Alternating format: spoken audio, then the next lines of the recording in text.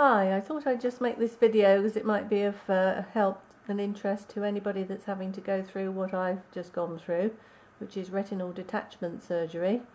I'm just over 24 hours post-operative. I had the operation yesterday. So just to give you a bit of background, I'm 56 years of age and I've been short-sighted since I was about 13 and have worn glasses. I am pretty short-sighted at the moment. I've got varifocals on. The eye that I've had the surgery on is this eye. It's my left eye. My prescription is minus 7.25 diopters in this eye, which is obviously quite short-sighted, and I'm having to wear varifocals. So I haven't really had major problems with this eye before. I've had floaters in it, and I have had sort of instance of light, little like a light that seemed to be moving around like a rim light, which I did have investigated. My optician sent me to the eye specialist at the local hospital, and they had a look in the back of my eye, and I was just told that I was at risk of maybe having retinal detachment or retinal tears, and they gave me an information leaflet about what to look out for, and obviously if I had certain symptoms like flashing lights, showers of flashing lights, then I must go straight to A&E. So everything was okay. Today is Wednesday and I'm going to rewind to Sunday, which just a few days ago. Sunday to Wednesday is not very long, but on Sunday I came in from outside and I sat down in my kitchen and noticed that my vision seemed to have worsened and had a grey area that was clouding my vision. I shut one eye and then the other, and I realised that it was happening in one eye, which was this eye. I wasn't unduly concerned. I was a little bit concerned, but I wasn't getting these showers of light that I'd been told to be concerned about. So I carried on with my business, went shopping in my local town with a friend. And while I was there, I went into the optician. It was a Sunday, so this is difficult. Obviously, they're shorter hours. The first optician I went to couldn't see me because they were fully booked. The second optician kindly agreed to see me a few minutes before he closed, and he very quickly did a couple of tests, including a pressure test, and just quickly looked in my eyes, couldn't see anything obvious, and told me that I should go to my normal optician the following day. Well, the following day was a bank holiday. Once again, another problem in England. A lot of places are shut, they're shorter hours. I was able to, fortunately, go to my local Boots opticians where I had to have my last sight test. They were fully booked, but the lady optician there, when I told her what problems I was experiencing, was kind enough to move her lunch break to be able to see me. So I went down there and she had a look in my eyes, and she didn't want to go any further with treatment because she said she wanted to refer me to the eye hospital. She very kindly rung the eye hospital and tried to get me a same-day appointment, but because it was bank holiday, there wasn't a specialist there, so she made an appointment for yesterday, 1 o'clock, to actually go to the eye clinic. So I duly went along to the eye clinic. What I didn't say is, after I saw the optician on Monday, when my eye wasn't too bad, I did ask her whether there was anything special I needed to avoid doing, and she said don't do gardening, don't exert any stress lifting things, don't jump around too much, but apart from that there was nothing terribly specific. So I just carried on. I did a bit of work on my computer, and then when I came off of my computer, I suddenly noticed my vision had got really a lot worse. And I was watching the television, and with one eye closed, I wasn't able to see the TV anymore, so I was not able to see anything straight in front of me easily anymore. The grey cloud had become an almost opaque, very dark stain. So I started to get really quite concerned. I rang the specialist eye hospital where I had the appointment the following day and asked whether I should go in, but they didn't have anybody that could see me to do whatever work might be necessary. It was really just for an emergency accident. So I was told I really needed to wait for my appointment that had been made for me already.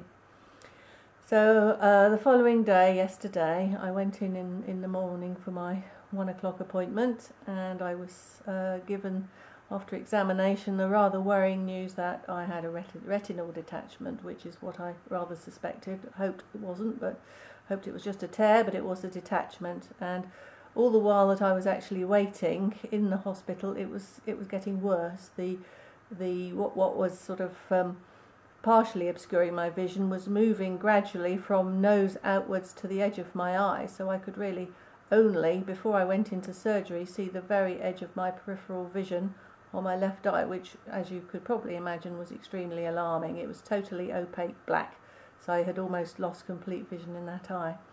And fortunately the surgeon saw me and said that he would operate on me that evening, so I was very lucky to have had that surgery quite quickly. The surgery itself was, I was very frightened about it, but I have to say that it was nowhere near as bad as I thought it might be. The surgery that I have had, looking at my paperwork, I'll just give you the actual medical term. I've had a left pars planar vitrectomy, retinopexy, endo laser, internal tamponade, SF6 gas. So what has happened is I had a tear in my retina and a detached retina, and the macula was also off, which is pretty much about as severe as it can get.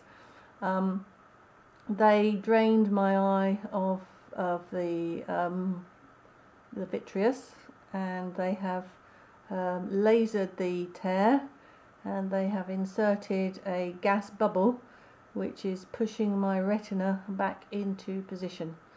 There were 3 probes that went into my eye. I was not very aware of any of this because, first off, they anaesthetised the eye with drops, and then once the eye is anaesthetised, they do go in with some needles, which sounds horrific, around the eye to anaesthetise the surrounding area.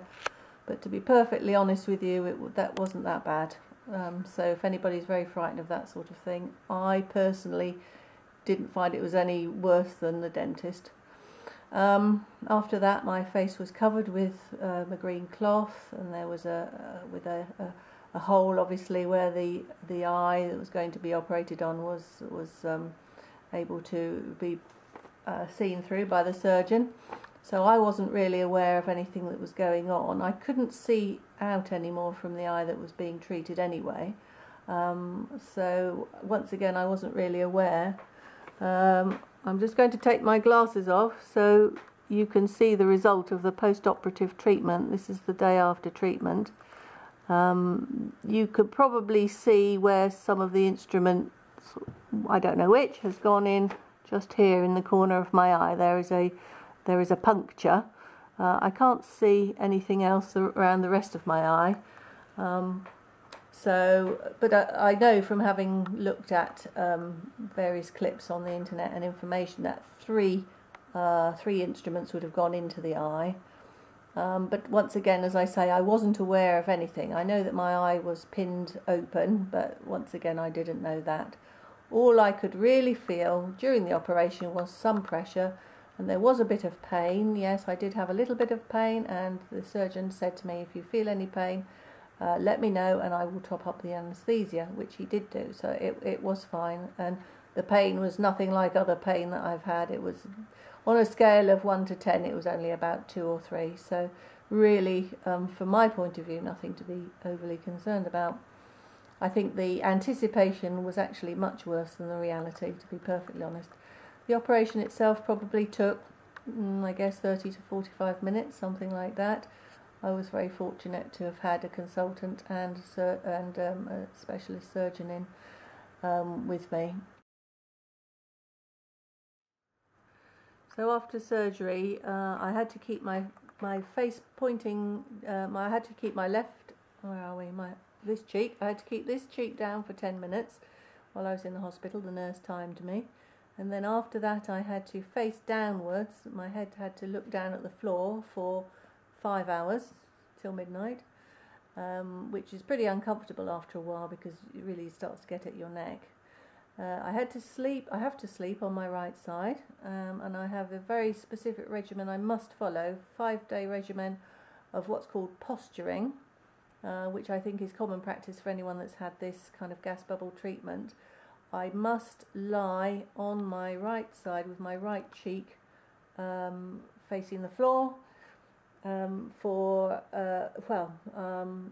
the whole day, basically the whole day, and I only get 10 minutes where I can, every hour, 10 minutes where I stand up and can move around, go to the toilet, have something to eat, etc. So it's very restrictive. So anybody that's having this treatment, do make sure that there is either somebody around that can maybe help you, or can get your shopping, or can help you with food preparation, or make you drink, because there's very little that you can do really, apart from perhaps watch television or read a book on your side or something like that. So it's very dull, but I'm told that this is very crucial to get it right, because your healing of your eye very much depends on following this protocol to the letter. So I can't tell you how important that is. I have got 3 different types of drops to put in, and a tablet to take as well. The tablets, 2 tablets a day, are for reducing the pressure in the eye. I should specify the drugs. I have a drop of chloramphenicol drops. They have to go 1 drop in the eye 4 times a day for 14 days. Maxidex drops, 1 drop in the eye for 14 days.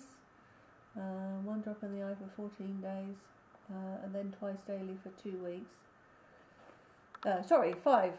1 drop 5 times a day for 14 days, and then twice daily for 2 weeks. And then another drop called Timolol, which has got 1 drop in the left eye twice a day for 28 days.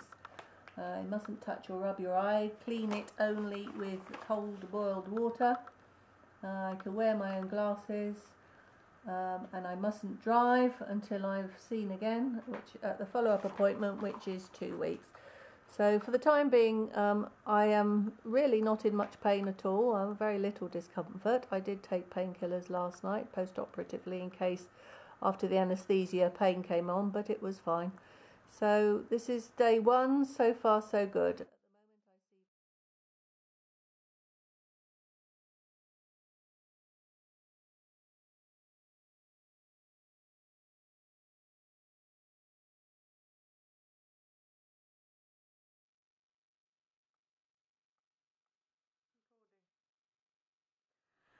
Hi, well, we're now 6 days after my operation for a retinal detachment, and I'm pleased to say that I've had 5 days of lying on my right side, which is now over, and I can finally sit upright again, which is a huge relief. I've been able to have a bath, and I've been able to wash my hair.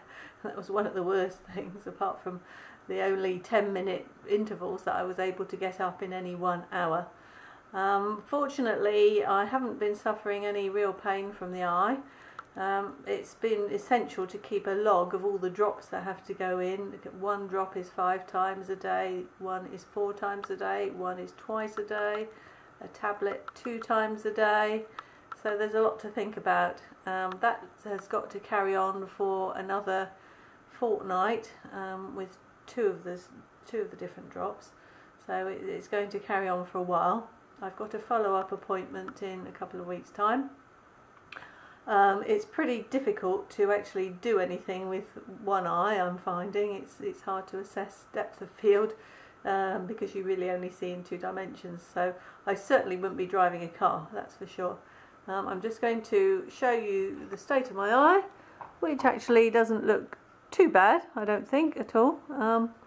It seems to be healed up reasonably well, and I can't see anything out of it. I've got I can only describe it as like looking through a very dirty goldfish bowl, but hopefully this is going to improve in the weeks coming. Well, I've put together some stills just to give an idea of the kind of vision that I was getting from my eye prior to the operation for detached retina. What I have here is the first signs that there was a problem. I suddenly developed a grey sort of misty cloud in my eye, just on the inner edge. This was on the left eye, so the side near my nose. It just suddenly came on. There was no trauma or anything like that, and I noticed it and blinked a bit and thought it might have been a float or just something across my eye, but it didn't go away, so I was a little bit concerned at that point. I was going shopping that afternoon with a friend, and I decided I would stop in and call into an optician to see if they could have a look at my eye. The trouble was it was a Sunday, and there was nobody there that could actually see me until about 5 o'clock.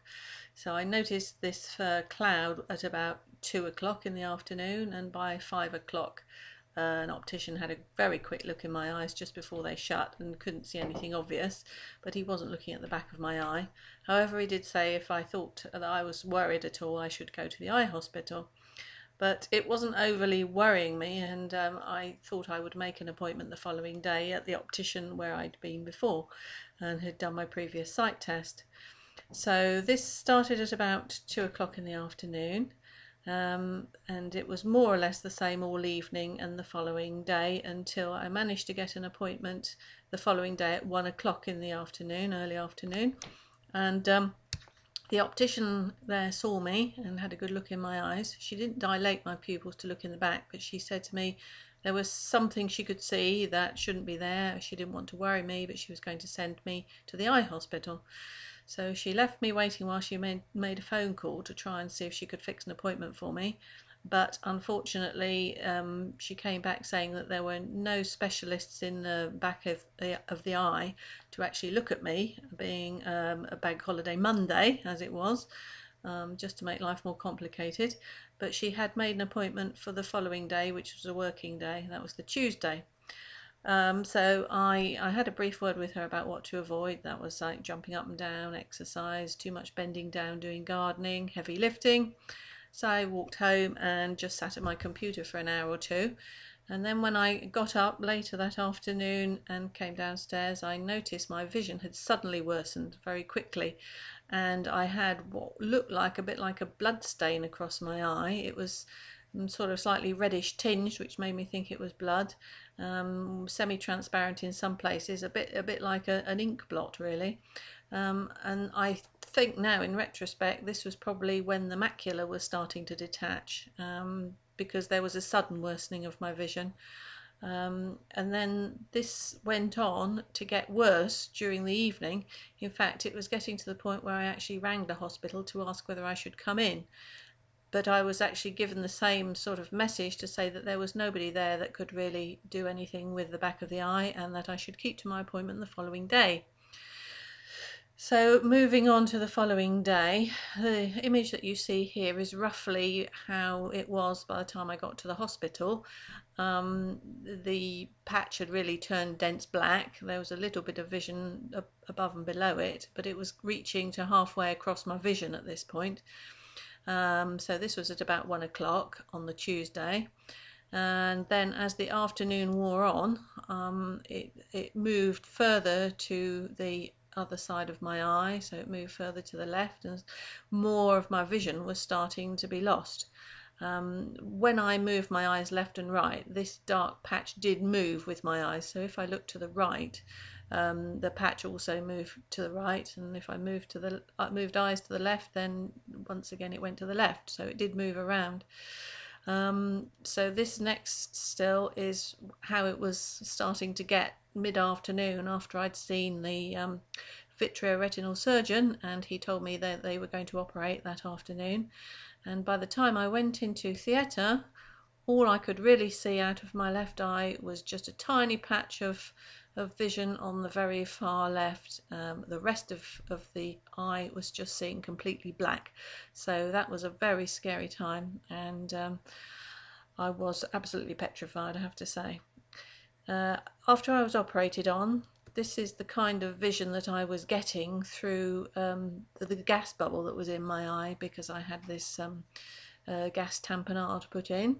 So it did take a lot of the colour out from what I was seeing. It was extremely blurred, probably even more blurred than this image. Blacks were very black, there was less colour than normal, and I could tell if I was waggling my hand in front of me that I could see my fingers, but that was about the limit to anything that I could see really. It was extremely cloudy vision. Now moving on about a week later, or a little bit longer, this was the kind of image that I was getting. The gas bubble had moved down into the centre part of my eye, so I can kind of see the top of it there. It was like a meniscus that I was looking at, and a very strange sort of flaring and smearing of light that went upwards from the bubble, which are these sort of white streaks, which were quite disconcerting. I did find it very difficult to actually look through both eyes when it was at this stage of its repair. The vision is coming back gradually a little bit, not quite so blurred, and obviously the lower part of the vision below the bubble is still dark, and the upper part was lighter. But it was still extremely blurred. And on moving the head, of course, the bubble waggles around, so it is very distracting. And I actually blacked out the lens of my glasses so that I didn't have to look through two eyes at this point. It was easier to just look through one. About 10 days on, I'm looking at this sort of thing.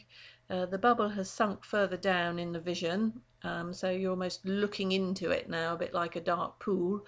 The lights are still dancing and smearing above it, but obviously the vision above the bubble is much lighter now, and a bit brighter. But I don't know, it's probably not very obvious to tell from this, but actually there are distortions in the vision. This isn't the best image to tell it from, and I have made another image which gives a much better representation of how the vision is sort of 10-11 days on. So here is a normal picture of my vision from my eye that has no problem, looking into my room where I'm sat. And then I'm just going to show you the comparison, and that's roughly what I'm seeing through my treated eye. What can I say, the colour levels are a bit dull, so not quite as colourful. The whole image is overall a bit darker, and it is still blurred, although less blurred than it was, obviously. But the thing that most concerns me, I suppose, is the distortions. I am getting an awful lot of distortion on the vision. Lines are wavy. If I look at people's faces, their features are all kind of crunched in, like they've been pinned in, a bit like the kind of mirror that you go and look in at the fun fair where it distorts. I'm looking through something a bit like that. Hopefully it will get better. I don't know whether there could be a macular like a macular fold, or whether there could be a membrane that's growing over the macula. Obviously with a macula that has been detached, there is less chance, I was told, of getting my close vision back. So it might be a macular pucker is the word I was looking for. That's actually the correct terminology. So I won't really know whether that's the cause of it, or whether it's just a case of waiting for the eye to heal up much more than it has been, because this sort of vision is at just under 2 weeks after surgery. So I am probably expecting things to happen rather quickly, and I need to allow a lot more time for the vision to improve. But I have to say I'm relieved that I do have sight in the eye, because obviously the alternatives could have been so much worse. I don't have any patches of missing vision or any kind of dark spots over anything, so that is good. It's just this puckering that's slightly disconcerting. But hopefully, even if it can't be improved on this, then my brain will actually start to take on new information and just use the picture from the good eye and work on that, so the good eye will become dominant. So all in all, it's going in the right direction, and I'm relieved to have sight. I will add more stills later on.